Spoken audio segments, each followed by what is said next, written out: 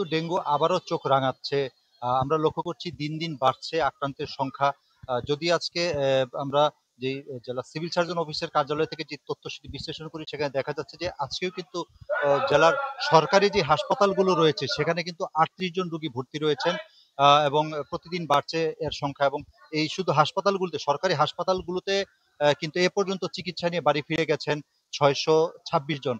আহ, কিন্তু এই সংখ্যাটা কিন্তু নিতান্তই কম, কেননা বিভিন্ন প্রাইভেট হাসপাতাল এবং অনেকে আছে যারা আক্রান্ত হয়ে তারা কিন্তু একটু অবস্থা খারাপ হলে কিন্তু তারা ঢাকায় চলে যাচ্ছেন। তো মানে টোটাল যে সংখ্যাটা সেটা কিন্তু এই ৩৮ যেই সংখ্যা তার চেয়ে অনেক বেশি বলে জানাচ্ছেন স্থানীয় যে সমস্ত চিকিৎসক রয়েছেন তারা।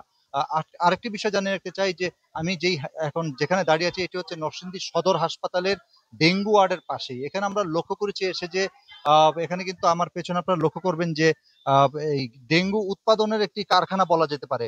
একদম ডেঙ্গু ওয়ার্ড যেটি, সেই ওয়ার্ডের পাশেই কিন্তু যারা এখানে যারা চিকিৎসা নিতে আসেন তারা কিন্তু তাদের রোগীদেরকে ডাব খাওয়ান এবং অন্যান্য যে সমস্ত জিনিস খাওয়ান, যে সমস্ত দ্রব্যাদি খাওয়ান, তার প্যাকেট, কাপ এবং এই যে ডাবের খোসাগুলো সেগুলো কিন্তু যত্রতত্র ফেলে রাখছেন হাসপাতালের একেবারে ৫ গজ সামনেই। ফলশ্রুতিতে এখান থেকে কিন্তু ডেঙ্গুর যেই লার্ভা সেটি কিন্তু এখানে বংশ বিস্তার করতে পারছে। আমরা দেখাচ্ছি যে এখানে কিন্তু পয় নিষ্কাশন ব্যবস্থাও একেবারেই খারাপ। এখানে পানি জমে থাকে এবং যারা কর্তব্যরত ডাক্তার রয়েছেন তারা বলছেন যে এই যে সিজনটাতে এখানে কিন্তু ডেঙ্গু কমার কথা, কিন্তু দিনকে দিন দিনকে দিন যে এখন যে আবহাওয়াগত কারণে থেমে থেমে বৃষ্টি হচ্ছে, সেখানে পানি জমে থাকছে এবং এই সমস্ত এই পানি বাড়া লেগে থাকার কারণে কিন্তু সেখানে ডেঙ্গু লার্ভা উৎপাদিত হচ্ছে। স্বয়ং এই হাসপাতালটির যেই ডেঙ্গু ওয়ার্ড তার পাশেই যে ধরনের অবস্থা আমরা লক্ষ্য করছি, এতে নিশ্চয়ই দেখেই বলা চলে যে শুধু ডেঙ্গু না, অন্যান্য মশাবাহিত রোগের যেই মশার যে লার্ভা সেটি কিন্তু এখানে দৃশ্যমান দেখা যাচ্ছে। তো আমরা চাইবো যে এখানে স্থানীয় যারা রয়েছেন তাদের সাথে কিছু কথা বলার চেষ্টা করব। তারা জানাবেন যে এই হাসপাতালের সামনে ডেঙ্গু ওয়ার্ডের পাশেই যে সঠিক না এটা, এখানে যে এই ধরনের অবস্থা হচ্ছে, এটা খুব খারাপ, এটা অনেক খারাপ। এটা পরিবেশ পরিচ্ছন্নতা করতে হবে আমাদের। এই ডেঙ্গুতে আমরা ডেঙ্গু চিকিৎসা করতাম হসপিটালে, এদের ডেঙ্গু মশার অভাব নেই। ইয়া পরে হসপিটালে দালালে সম্পূর্ণ ভরে গেছে, অনেক কিছু সমস্যা হইতেছে না আমাদেরকে। এমন কেন এটা হসপিটালে কর্মরত করতে হবে, প্রশাসন বলতে হইব, আপনার দেখতে হইব দৃষ্টিতে। ইয়া পরে আপনার প্রশাসনের নজর দায়িত্ব হইব, অনেক কিছু ব্যবস্থা নিতে হবে। এটা আমাদের দায়িত্ব নিতে বলতে কি করবো, আমরা দায়িত্ব নিচ্ছি, আমরা তো বললে কোনো আপনার কথা বলে না। হ্যাঁ, এইভাবে আমরা চলতেছি। যারা রোগীর লোকজন যে ফালাচ্ছে ডাবের খোসা এখানে, হ্যাঁ, এটাও তাদেরকে ভুল, এটাও তাদেরকে পরিচ্ছন্নতা করে বাইরে ফেলাইতে হইব এবং ডাস্টবিনে নিয়ে ফেলাইতে হইব। তার সমস্যা এটা ভাঙতে হইবে, এটা তাদের নিজে মনে রাখতে হবে এবং আপনার নিজের বিভাগে বাধা হইব। আমরা কেন ফালাইতেছি, একটা আমাদের জন্য আরেকটা রুগী আপনার অসুস্থ হবে, এই ডাবটা আমরা চিন্তা ভাবনা করবো একটা ডাস্টবিনে নিয়ে ফেলানোর জন্য, পৌরসভা যাতে নিতে পারে এই ব্যবস্থা করতে হবে।